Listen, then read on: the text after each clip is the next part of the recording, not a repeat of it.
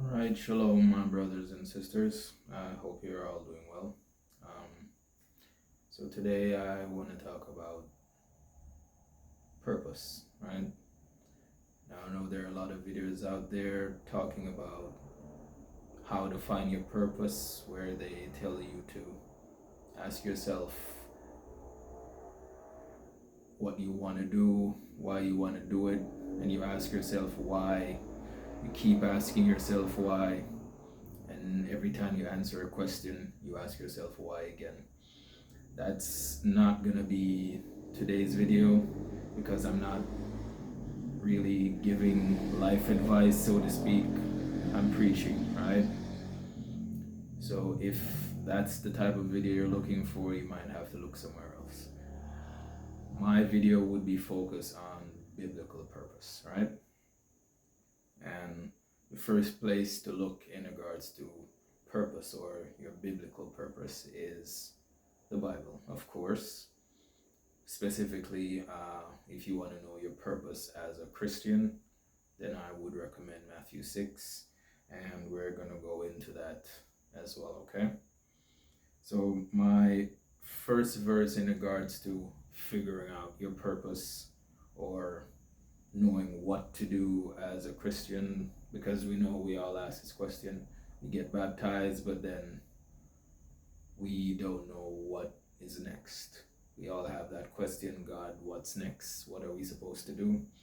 So, Matthew 6, verse 33, right? It says, "But seek ye first the kingdom of God and his righteousness, and all these things shall be added unto you." All these things meaning, yes, you have your goals and your dreams. You're a human being like everybody else. So, you're going to have goals, you're going to have dreams, you're going to have things you want to accomplish, right? But as Matthew 6:33 says, seek first the kingdom, right? Meaning put God first in everything that you do, or it's not going to work, right? Most cases people they do things first without inquiring of God if this is what I'm supposed to do, and then people tell you that what's needed is more hard work, but that is what leads you to burnout and eventually spiritual burnout, which is not something you want, right? Let's say you want to start a YouTube channel. Pray about it first, right? You might not get the answer immediately, you might get the answer in a way that's unconventional, because we all know God loves to work that way. He gives you the answers, but he doesn't give you the answer directly or how you want it, right? But as verse 33 says, seek him first, put him first. And this is coming from the New Testament, so you know it's a gospel, right? As a Christian, preaching the gospel is your first priority, right? Spreading the word. That's why Jesus sent out the disciples to preach the word, spread it all across the world, all corners of the world. Your job as a Christian is to do that. That's your first job. That's your purpose as a Christian, right? Anything else that comes is secondary. Your purpose is to spread the gospel. That is first. Anything else is secondary. That's not your purpose. That's a dream you might have, a goal. And again, that's fine. We all have dreams. We all have goals. I have dreams. I have goals. There's nothing wrong with that, right? In regards to getting those goals, as I mentioned, God comes first, and you have to seek him first, and then you will be guided to what you should do and also what you shouldn't do. And a lot of the times, what we want to do isn't what is in his plans. As Proverbs says, the plans of the heart has a lot of plans in man, but ultimately what takes shape is God's will, right? And that's the truth. Man makes plans and God wipes them away. That's the truth. It's harsh, it's hard, because a lot of the times things that we want to do or things that we think we want to do, we don't end up doing. But at the same time, you need to remember God sees the future, so he knows what is best for you, right? So in regards to that, say your dreams and your goals, point of seeking God's first is not to lay up for yourself treasures, because at the end of the day, everything's gonna turn to dust and blow away. Nothing we really do on this earth matters except spreading the gospel, right? But at the same time, I'm not saying that your goals are unimportant, but don't make them the forefront of whatever it is that you want to do.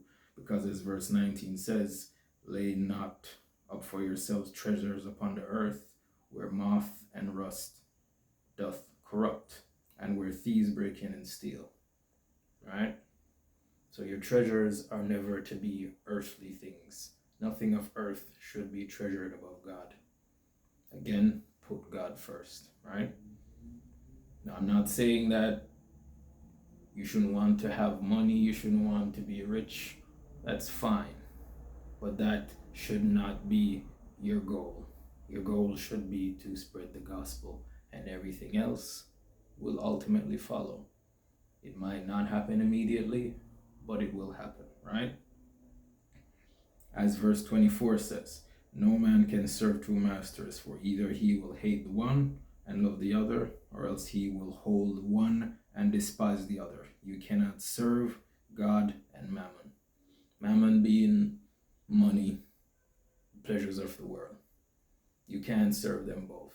So you can't live in the world and then serve God. It's not going to work. You're going to want to do one more than the other. And I hope that serving God is the one that you choose to want to do more than the other, right? So again, laying up treasures on earth is not what we're supposed to do. That's not the end goal. The end goal is to spread the gospel. Spread the gospel, preach the gospel. That is your goal, right? If you do get your treasures, that's fine. Again, it's not important. And that is where Solomon fell, right? He got the knowledge, but at the same time, he got puffed up on the knowledge because nations were coming to him for information.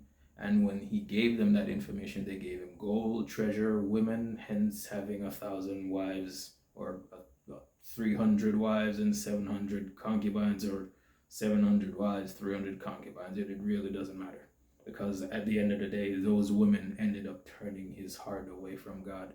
Then he started to do idolatry, right? Which we're not supposed to do, right? Again, verse 21 says, for where your treasure is, there will your heart be also. So if you're focused on getting the treasures of this world, ultimately you will not be focused on God. And you do not want that. That's a slippery slope, and you're gonna fall. You're gonna slide, and then you're gonna crash out, right? Again, that's what happened to Solomon. Treasure of the earth, wives, the gold, the silver, the diamonds, the jewels, the money, whatever it is. That is not your focus. Yes, that might come with it, and that is a blessing, but that is a blessing that you use to further your gospel, further the kingdom. Use it to build churches, use it to feed the poor, right?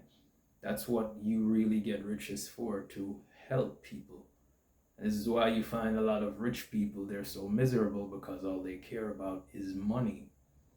And that doesn't work, because you're supposed to help people. You want to feel good about something?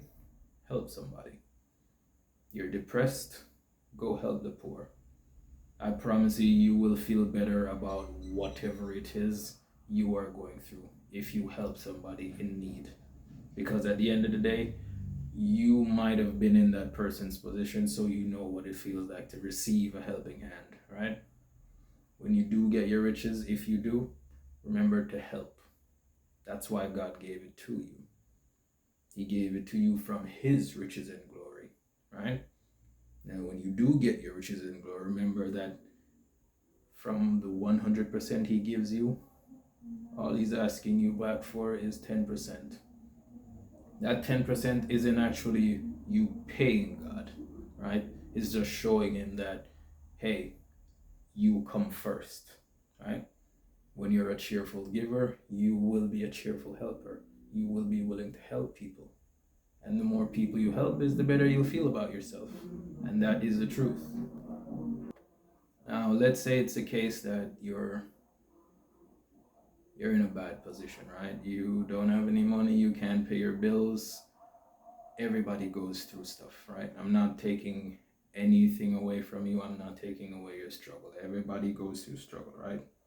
But verse 25 says, "Therefore I say unto you, take no thought for your life, what you shall eat, or what you shall drink, nor for your body, what you shall put on it. Is not life more than meat, and the body more than raiment?" Raiment meaning clothes, right? The point of this verse is to tell you not to worry about those things. You're serving God, He'll take care of you, right? And if you worry, remember, worrying doesn't add anything to you, right? Worrying about what you're gonna eat, worrying about how you're gonna pay your light, that's not gonna pay it. That's not gonna help you. All that's gonna do is to stress you out, right? Verse 27, which of you by taking thought can add 1 cubit to your stature? That's talking about worry. Worrying isn't going to do anything but give you premature gray hairs or premature wrinkles or a premature heart attack, right? It's a waste, right? And not say the opposite, because the opposite of faith is fear. But faith also covers worry. If you have faith, then you won't have anything to worry about, because you know He will be taken care of, right? Okay, so again, worrying about whatever it is you're going through will not help you. Have faith. The most important things in regards to God is to have faith, having faith, and being obedient, right? He Himself said, I prefer obedience to sacrifice, right? Being obedient to the word. Being obedient meaning spreading the gospel, because that's what you're supposed to do as a Christian. Regardless of what anybody says, that is your main purpose as a Christian. Spreading the gospel, helping to save souls, or leading souls to be saved. That is your job, right? In regards to worry again, verse 34, "Take therefore no thought for tomorrow, for the morrow shall take thought of the things of itself. Sufficient unto the day is evil thereof." Meaning, tomorrow will worry about itself. Or better yet, let God worry about tomorrow. He already knows what tomorrow will bring. You don't need to worry about that if you have faith in Him, right? I'm kind of straying from the point, but in regards to your purpose, again, it's spreading the gospel, right? Anything else that you have outside of spreading the gospel, those are goals or things you want to accomplish. And again, that is fine. You are a human being. You are expected to have those things, all right? In regards to your goals, I recommend you pray, because not everything that you want will be good for you, but God knows everything that is good for you, okay? So if He says no, don't be mad at Him for it, because He says no for a reason. You might get it, and then what normally happens is your heart is taken away from God, and He doesn't want that, because He knows where it leads, all right? So that was my take on your purpose. I hope you got something good from it. I hope you learned something. I hope the information I provided was good enough. Again, like the video. See you later.